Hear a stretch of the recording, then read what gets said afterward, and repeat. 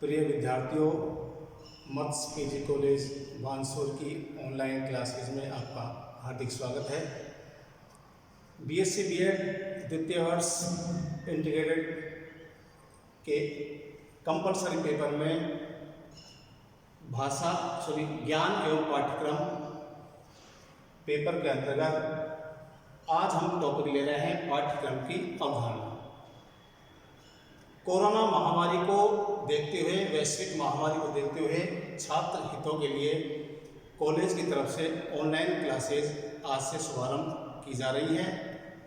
आपका समय खराब ना हो तथा आपके अध्ययन के प्रति आपकी रुचि बनी रहे, इसलिए मत्स्य पीजी कॉलेज के द्वारा ये क्लासेज आरंभ की जा रही हैं।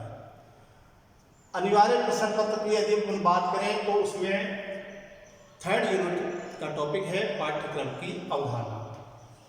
तो पाठ्यक्रम की अवधारणा में अपन देखते हैं कि प्राचीन काल में पाठ्यक्रम का अर्थ कुछ विषयों से संबंधित पाठ्य वस्तु तक ही सीमित था, अर्थात कोई विषय वस्तु थी, उसको केवल उसके संदर्भ में ही वो चीज़ें बताई जाती थी या पढ़ाई जाती थी। लेकिन वैश्वीकरण अर्थात ग्लोबलाइजेशन का जो युग है वर्तमान समय में, इसलिए कुछ वर्षों में समाज शिक्षा तथा ज्ञान में जो अभूतपूर्व वृद्धि और परिवर्तन हुए हैं, इससे पाठ्यक्रम के अर्थ पर उल्लेखनीय या व्यापक प्रभाव पड़ा है।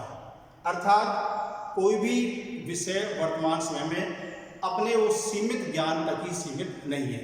उसके अंतर्गत बालक की रुचि, शिक्षा के उद्देश्य तथा उनके जो कार्य हैं उनमें विस्तृत व्यापकता आई है। अब पाठ्यक्रम विषयों की विषय वस्तु तक ही सीमित न रहकर शिक्षा के उद्देश्य, बालकों की रुचि, प्रवृत्तियां एवं सामाजिक आकांक्षाओं को भी अपने अंतर्गत सम्मिलित किए हुए हैं।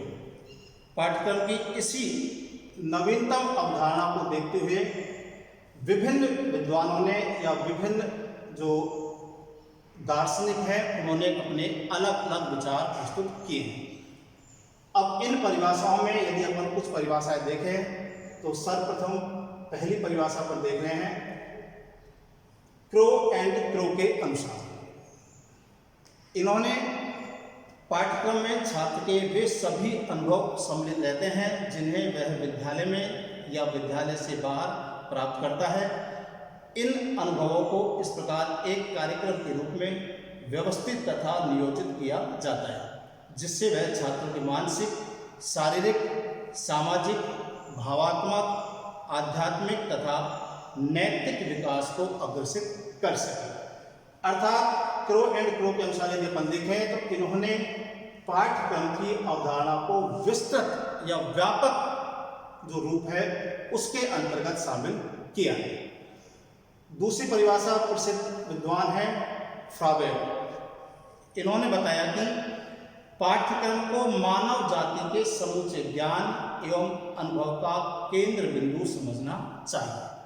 अर्थात इन्होंने जो मनुष्य का जो संपूर्ण विकास है, चाहे उसका वो आध्यात्मिक है, चाहे उसका वो मानसिक है, इन संपूर्ण विकास से संबंधित पाठ्यक्रम की अवधारणा को माना।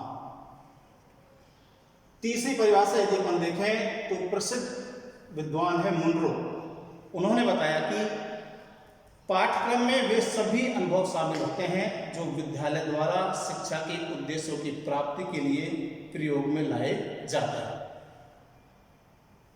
चौथी जो परिभाषा है वो है माध्यमिक शिक्षा आयोग के अनुसार। माध्यमिक शिक्षा आयोग ने अपने प्रतिवेदन में अर्थात अपनी जो रिपोर्ट है उसके अंतर्गत माना कि पाठ्यक्रम के संबंध में बड़े ही महत्वपूर्ण, स्पष्ट तथा उपयोगी विचार रखे। माध्यमिक शिक्षा आयोग ने पाठ्यक्रम के संबंध में कहा कि इसमें बालक के अनुभवों की पूर्णता निहित होती है। इन अनुभवों को वह विद्यालय के संपूर्ण वातावरण में औपचारिक तथा अनौपचारिक रूप से प्राप्त करता है। अर्थात जो उसके अनुभव है उनको प्रत्यक्ष व अप्रत्यक्ष रूप से प्राप्त करता है। माध्यमिक शिक्षा आयोग ने बताया कि पाठ्यक्रम से तात्पर्य परंपरागत ढंग से विभिन्न विषयों का ज्ञान कराना ही नहीं, बल्कि यह तो अनुभवों की समग्रता अथवा योग्यता है। इस योग्यता या समग्रता को छात्र विद्यालय, कक्षा, पुस्तकालय, प्रयोगशाला, कार्यशाला या खेल के मैदान आदि में चलने वाली विभिन्न क्रियाओं के माध्यम से प्राप्त करता है।